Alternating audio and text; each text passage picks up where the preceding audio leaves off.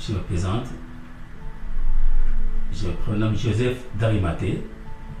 Je suis votre frère bien-aimé dans le Seigneur. Séparés de corps mais unis en esprit. Je vais vous dire que je vous aime tous et je vous dis bonjour. Je vais vous parler d'un thème qui intitule La volonté de Dieu. Mais avant tout, je vais commencer par la prière. Seigneur, je te loue, je te bénis, je te remercie, je te rends grâce. Merci pour ce temps que tu as permis encore pour que je puisse parler de ta part. Seigneur, ce thème que tu m'as inspiré, je prie que Seigneur, que toute oreille l'entendra puisse être touchée. Car la foi vient de ce qu'on entend et ce qu'on entend vient de la parole de Dieu. Et dans Matthieu 4,4, la Bible déclare que l'homme ne vivra pas du pain seulement, mais de toute parole qui sortira de la bouche de Dieu. Et dans Romains chapitre 10, verset 17, la Bible déclare ainsi la foi vient de ce qu'on entend, et ce qu'on entend vient de la parole de Dieu. Et dans Psaume 107, verset 20, la Bible déclare dans leur détresse, il envoya sa parole, les guérit et les fit échapper de la fosse. Seigneur, parle à ton peuple. Je veux être cet après-midi un simple canal de bénédiction. Au nom de Jésus de Nazareth, j'ai prié ainsi. Amen. Bien-aimés, le thème, c'est la volonté de Dieu que j'ai choisi. C'est écrit dans le livre de 1 Timothée chapitre 2, versets 3 à 4. J'ai lu la parole de Dieu. Cela est bon et agréable devant Dieu notre Sauveur, qui veut que tous les hommes soient sauvés et parviennent à la connaissance de la vérité. La volonté de Dieu, bien-aimé, c'est que tout le monde soit sauvé et parvienne à la connaissance de la vérité. Mais malheureusement, tout le monde ne peut être sauvé. Dieu n'impose personne d'entrer au ciel. Je vais vous lire un passage. C'est dans Matthieu, le livre de Matthieu, Matthieu chapitre 7, verset 13 à 14. Matthieu chapitre 7, verset 13 à 14. Il est la parole de Dieu au nom du Seigneur. Entrez par la porte étroite, car large est la porte, spacieux est le chemin qui mène à la vie, spacieux est le chemin qui mène à la perdition, et il y en a beaucoup qui entrent par là. Mais étroite est la porte, resserré le chemin qui mène à la vie, et il y a peu qui les trouvent. Bien-aimé, il faut faire le choix. Dans la volonté de Dieu, il y a un choix à faire. Dieu n'impose sa volonté à personne, mais c'est lui qui fait sa volonté. En ce qui concerne le salut, nous avons deux moyens pour le salut. Il y a le salut par la foi, Éphésiens chapitre 2, verset 8. Le salut par la foi. Je lis la parole de Dieu au nom du Seigneur. Éphésiens chapitre 2, verset 8.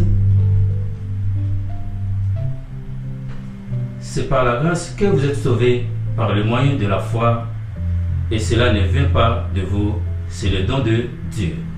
C'est par la grâce que nous sommes sauvés, au moyen de la foi. Donc le premier salut, c'est le salut par la foi. Nous avons le deuxième salut, c'est le salut de tous les jours. C'est Jean chapitre 10, verset 10, qui dit « Le voleur ne vient que pour égorger, dérober et détruire. Mais moi je suis venu afin que mes brebis aient la vie et qu'ils l'aient en abondance. » Là, il s'agit de la vie en abondance. Ça, c'est le salut de tous les jours. Pendant qu'on est sur terre, chaque chrétien, chaque chrétienne a besoin de la bénédiction de la part du Seigneur. Et voilà pourquoi Christ va faire ses promesses. Il va nous faire comprendre que son but de sa venue sur terre, c'est que tout le monde puisse être béni et que tout le monde puisse avoir la vie en abondance. Et il y a encore un autre passage dans Éphésiens chapitre 1 verset 3 qui dit ceci: béni soit le Père de notre Seigneur Jésus-Christ, qui vous a béni de toutes sortes de bénédictions spirituelles dans le lieu céleste en Christ. Ça, c'est le salut de tous les jours. Dans le salut de tous les jours, nous avons aussi la délivrance. Nous avons aussi la guérison, etc. La Bible déclare dans Jean 8, verset 32, « Vous connaîtrez la vérité et la vérité vous affranchira. » Donc il y a aussi la délivrance dedans. Gloire au Seigneur. En parlant de la volonté de Dieu, il y en a trois. Il y a trois volontés. Donc la première volonté, c'est la volonté d'expression de son amour. Et là, il s'agit de l'amour de Dieu. Je vais vous donner un passage. C'est dans le livre de Jean chapitre 3, verset 16. Il dit, « Car Dieu a tant aimé le monde qu'il a donné son Fils unique, afin que quiconque croit en lui ne périsse point, mais qu'il ait la vie éternelle. » Il y a plus de gens qui vont en enfer qu'au ciel, car Dieu ne peut pas imposer sa volonté dans l'homme, mais c'est lui qui fait sa volonté. Il y a un passage que je vais vous lire, c'est dans le livre de Matthieu chapitre 7. Matthieu chapitre 7. Matthieu chapitre 7, versets 21 à 23. J'ai lu la parole de Dieu au nom du Seigneur. Ceux qui me disent Seigneur, Seigneur, n'entreront pas tous dans le royaume des cieux, mais celui-là, seul qui fait la volonté de mon Père qui est dans les cieux. Plusieurs me diront en ce jour-là, Seigneur, Seigneur, n'avons-nous pas prophétisé par ton nom? N'avons-nous pas chassé les démons par ton nom? Et n'avons-nous pas fait beaucoup de miracles par ton nom? Alors, je leur dirai ouvertement, je ne vous ai jamais connu. Retirez-vous de moi, vous qui commettez l'iniquité. Il y en a à force de refuser la vérité, ou soit de refuser l'évangile, Dieu les enverra l'esprit d'égarement. Parce qu'il y a 4 terrains et il n'y en a qu'un seul qui est fertile. Alors, les 3/4 des terrains sont non fertiles, ce qui correspond aux 3/4 des hommes qui iront en enfer. Je vais vous lire un passage pour vérifier cela. C'est dans le livre de Luc chapitre 8, versets 5 à 18. Luc chapitre 8.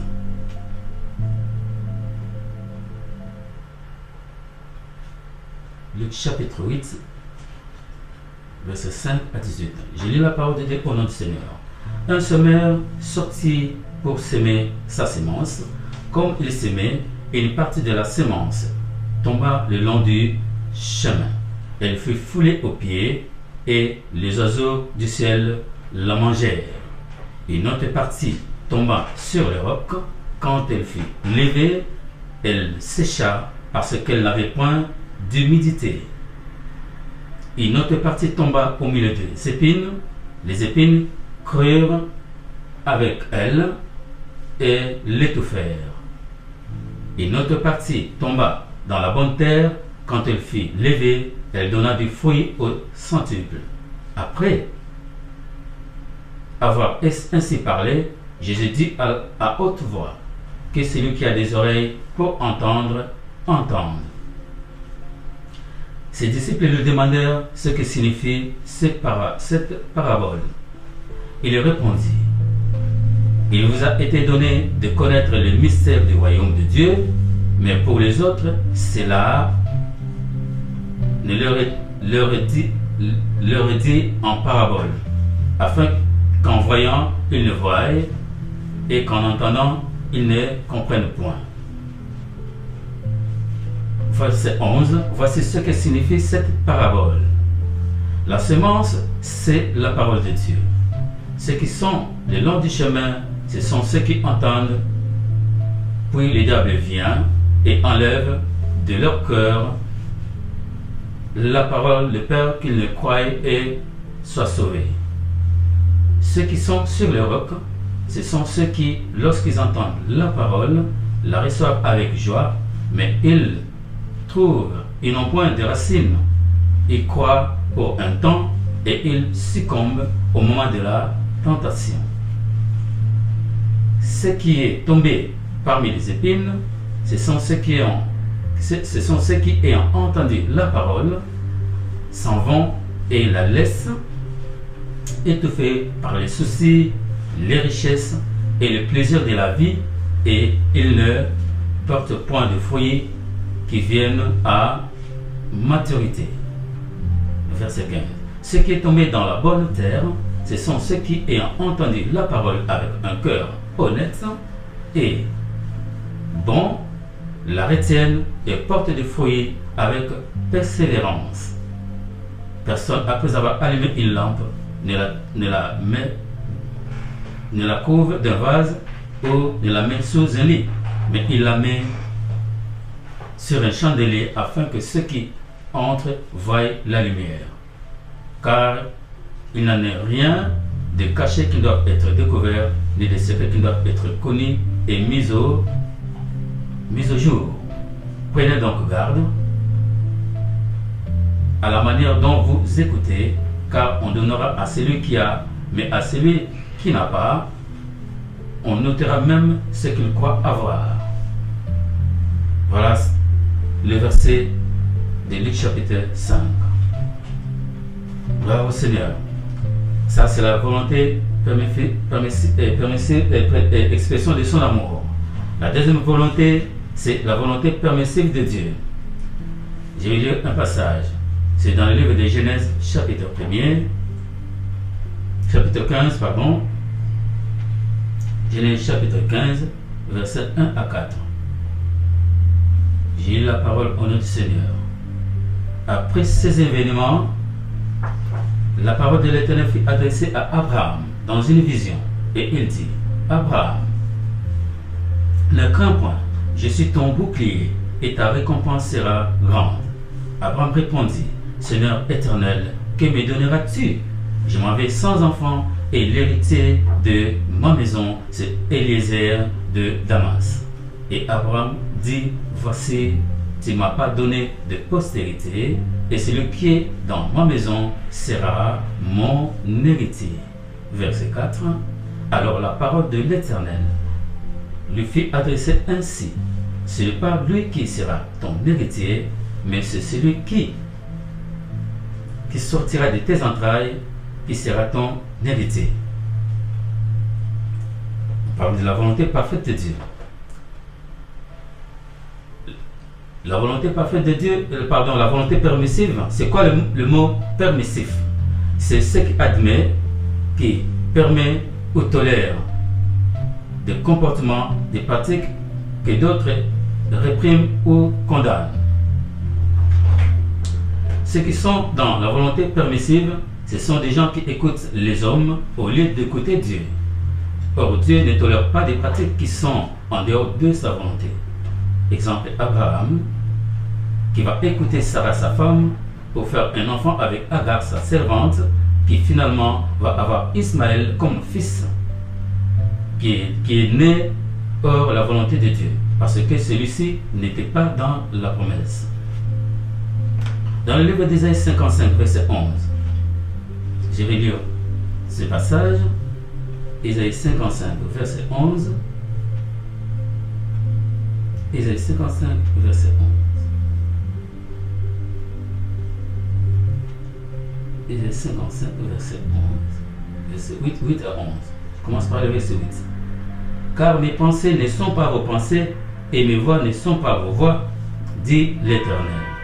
Autant les cieux sont élevés au-dessus de la terre, autant mes voix sont élevées au-dessus de vos voix, et mes pensées au-dessus de vos pensées.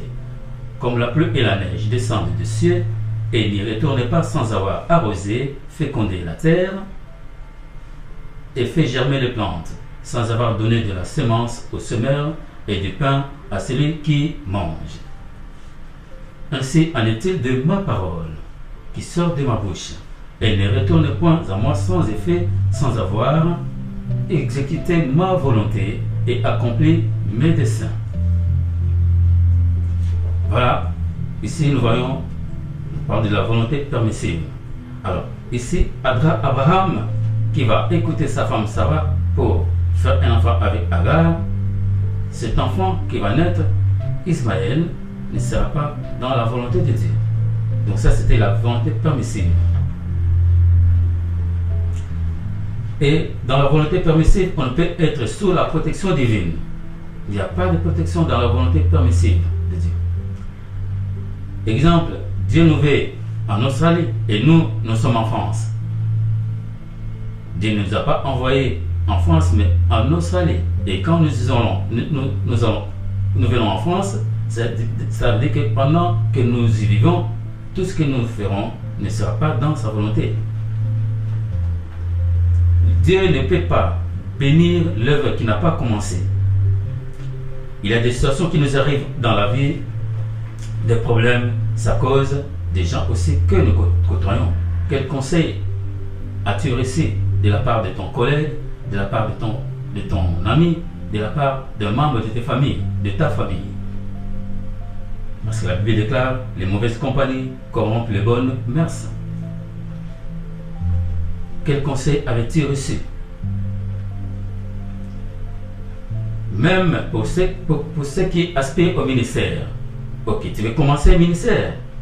D'accord, c'est pas mauvais. C'est pas une mauvaise idée. Mais il faut que tu sois, n'est-ce pas, dans la volonté de Dieu. Dans la volonté de Dieu, mais pas dans la volonté permissive. Nous avons quelque chose de très important pour ceux qui aspirent au ministère. Peut-être tu avais reçu l'appel, je ne sais pas, mais il te faut la nouvelle naissance. Parce que c'est l'âme qui doit être transformée par la parole de Dieu. Nous pouvons parler en langue prophétisée comme nous voulons. Mais il y a une chose qui est très importante, c'est la nouvelle naissance. Et dans la nouvelle naissance, nous voyons qu'il y a la guérison de l'âme. Sinon, il n'y aura pas d'impact dans nos ministères.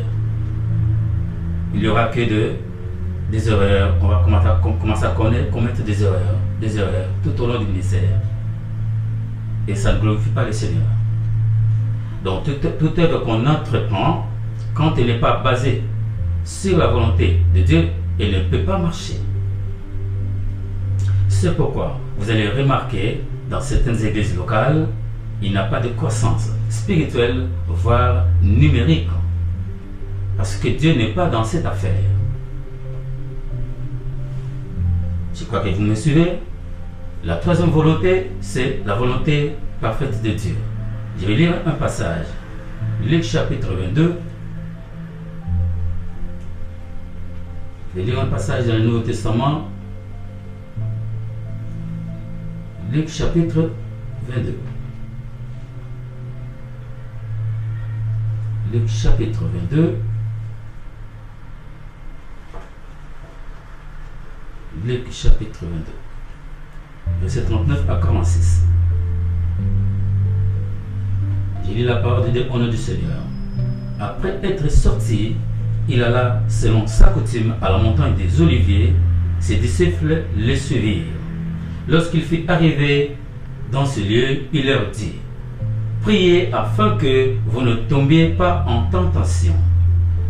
Puis il s'éloigna d'eux à la distance d'environ un jet de pierre, et s'étant mis à genoux, il pria, disant: Père, si tu voulais éloigner de moi cette coupe, toutefois que ma volonté ne s'efface pas, mais la tienne. Alors un ange lui apparut du ciel pour le fortifier. Étant en agonie, il priait plus instamment, et sa sueur devint comme des grumeaux de sang qui tombaient à terre. Après avoir prié, il s'éleva et vint vers les disciples qu'il trouva endormis de tristesse. Et il leur dit: pourquoi dormez-vous? Levez-vous et priez afin que vous ne tombez pas en tentation. Comme il parlait encore, voici une foule arriva, et celui qui s'appelait Judas, l'un des 12, marchait devant elle. Il s'approcha de Jésus pour le baiser. Et Jésus lui dit, Judas, c'est pour un baiser que tu livres le Fils de l'homme. Ceux qui étaient avec Jésus, voyant ce qui allait arriver, dirent, Seigneur, frapperons-nous de l'épée? Voilà un peu ça, cette histoire de la volonté de Dieu. Christ lui-même va dire, Père, que ta volonté soit faite, mais non la mienne. Il voulait que le Père Céleste puisse éloigner cette coupe. Mais il savait bien que ce n'était pas facile, étant que Fils de l'homme. Et comme Christ était à moitié divin, à moitié homme, et le Fils de l'homme, donc le corps du Fils de l'homme souffrait cruellement, et il va demander si le Père Céleste pouvait lui ôter cette coupe. Mais il a fini par compléter en disant, toutefois, ce n'est pas ma volonté, mais que la tienne s'efface. Nous avons besoin de la volonté parfaite de Dieu. Et Christ, il a accompli ce qu'on appelle la volonté parfaite de Dieu. C'est quoi la volonté parfaite de Dieu, bien-aimé? C'est celle qui est souveraine. C'est faire ce que Dieu veut. C'est choisir la bonne part comme Marie l'a fait. C'est s'armer de la pensée de souffrir comme Christ à la croix du calvaire. C'est suivre la direction du Saint-Esprit. Face à la mort, Christ a dit que ta volonté soit faite et non la mienne, car la volonté de Dieu est souveraine et la chair est l'obstacle qui nous prive de l'accomplir. Le vrai secret de la vie chrétienne, bien-aimé, c'est de chercher à connaître la volonté de Dieu. Alors, comment faire? Peut-être quelques-uns d'entre vous pouvaient se poser cette question. La réponse est celle-ci, il faut payer le prix, car elle coûte cher. Elle dépend aussi du temps de Dieu. Je vais lire un passage. C'est dans 1 Pierre chapitre 4, versets 1 à 2.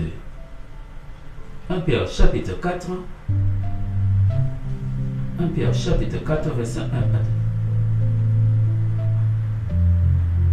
2. Ainsi donc, Christ ayant souffert dans la chair, vous aussi armez-vous de la même pensée, car celui qui a souffert dans la chair en a fini avec le péché, afin de vivre non plus selon les convoitises des hommes, mais selon la volonté de Dieu pendant le temps qu'il reste à vivre dans la chair.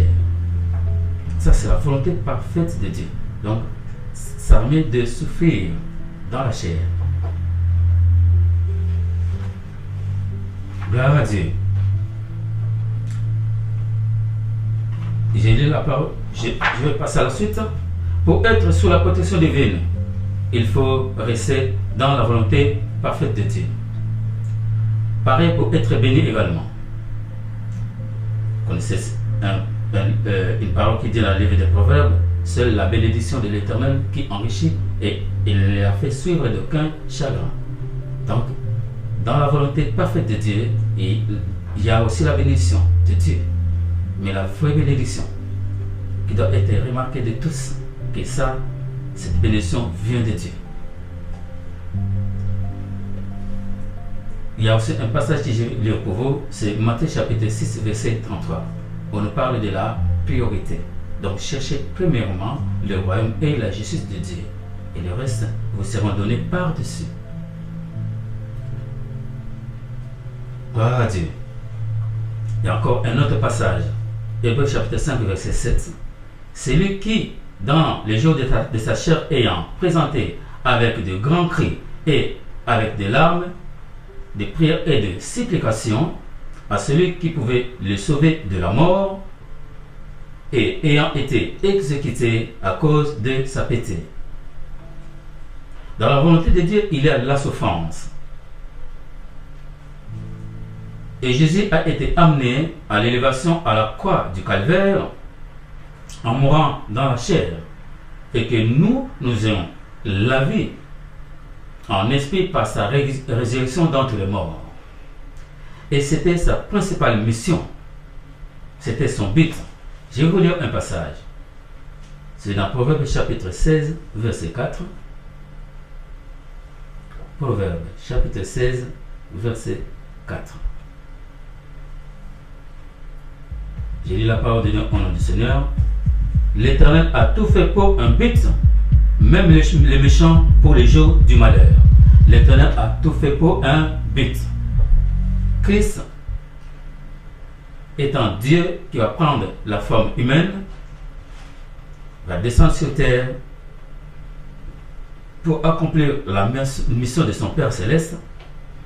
La seule mission qu'il avait, c'était de te sauver, c'était de nous sauver. C'était le seul but qu'il avait. Et il avait réussi par la grâce du Père à atteindre ce but. Aujourd'hui, toi et moi, nous connaissons l'Évangile. Aujourd'hui, toi et moi, nous sommes sauvés parce que nous avons accepté Christ comme Seigneur et Sauveur.